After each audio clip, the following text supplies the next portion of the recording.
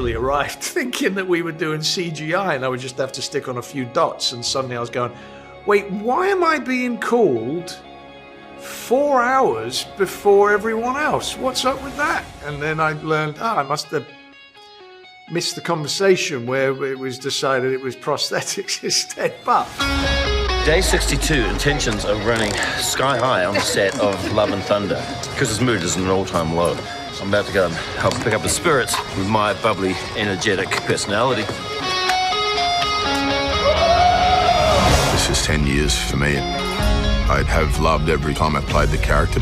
This new film transitions us from Endgame into a rebirth. Thor doesn't know what his place is in the universe. That's represented in his wardrobe as well. Oh. Jane? I was really excited to come back as the mighty Thor and get to share the mantle. What are you wearing? I love it. To have both of us in the same cape. That was amazing and incredible, especially with Taika at the helm. Taika, he's like a big kid. He's like a sort of a genius child. I wasn't afraid to be flamboyant and a bit camp. 3, 2, 1, scream! Giant goats! Look at those! They are wonderful. Yes, they are. They also scream quite a lot. It's hugely imaginative and fun. It's such an enormous scale. It's a crazy space adventure with a new villain who's pretty monstrous. All gods will die. We really raised the bar with Ragnarok. Love and Thunder is even more unique and different, so it's pretty exciting. For this film, Thor, Love and Thunder, we used the volume, which is basically it's a big circular room made of LED screens, and you project your environments on the screen. So imagine, 1,000 televisions all in a big circle in the ceiling as well, and then you put an entire environment 360 degrees. And what's great is it lights the characters, and the actors themselves can see all of the stuff. They can see what instead of on a green screen or a blue screen, you're asking the actors to pretend they're looking at something. And then you put that in later on. And so often they'll be looking at like a little dot on a green screen or a tennis ball on a stick. And then they ask, what is this? And you have to say, I don't know. It might be a dragon, but it also might be a flying dolphin. Love and Thunder. It's just so loud and in your face and flamboyant. It's always really fun working with Taika. 3, 2, 1, scream! It's been an absolute disaster, but that's just the way it is on my films. Taika is like a big kid, sort of genius child. This imagination is second to none.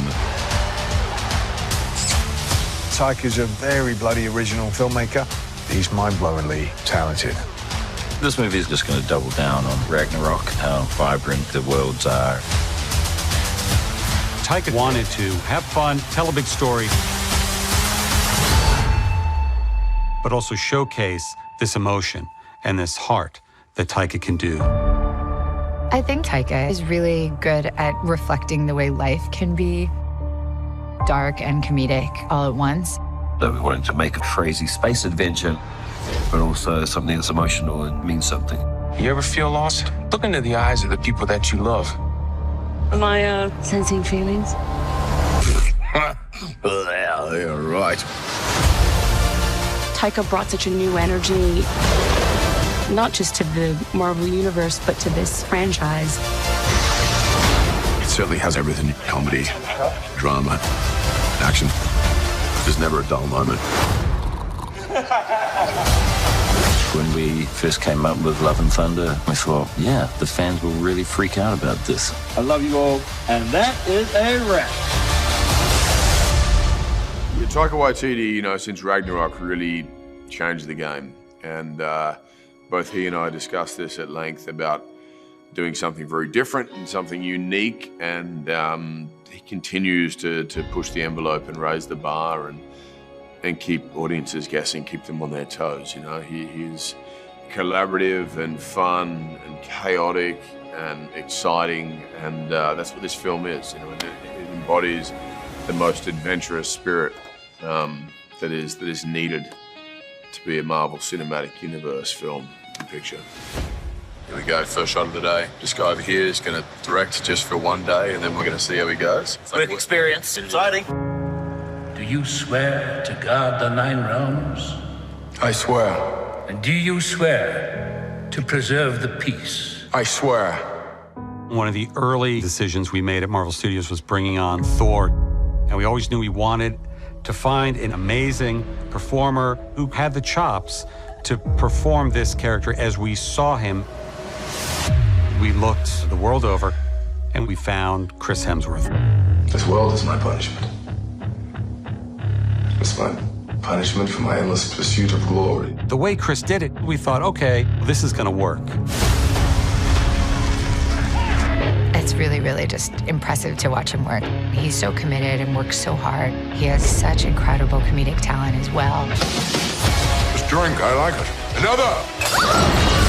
Is that the best you can do? Chris Hemsworth as Thor! This is what it's all about, you know, is coming and meeting the people who love the characters more than anyone, and so that's a very, very special thing. It really is inspiring because he is brave enough to try things and see what sticks.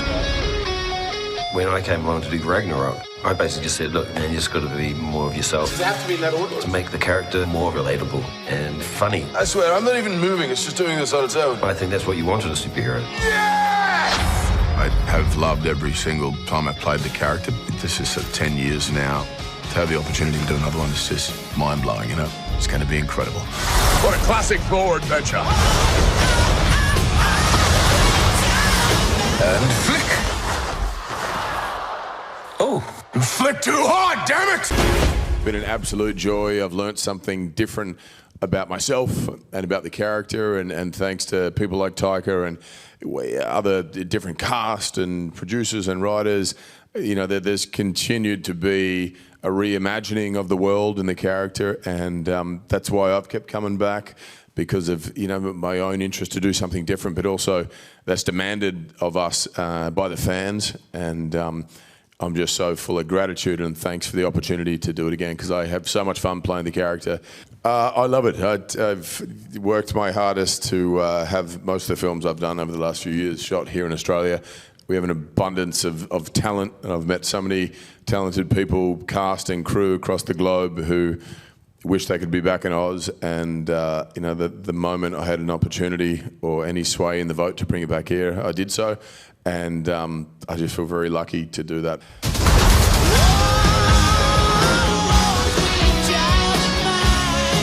Human handshake. It's the Asgardian shake.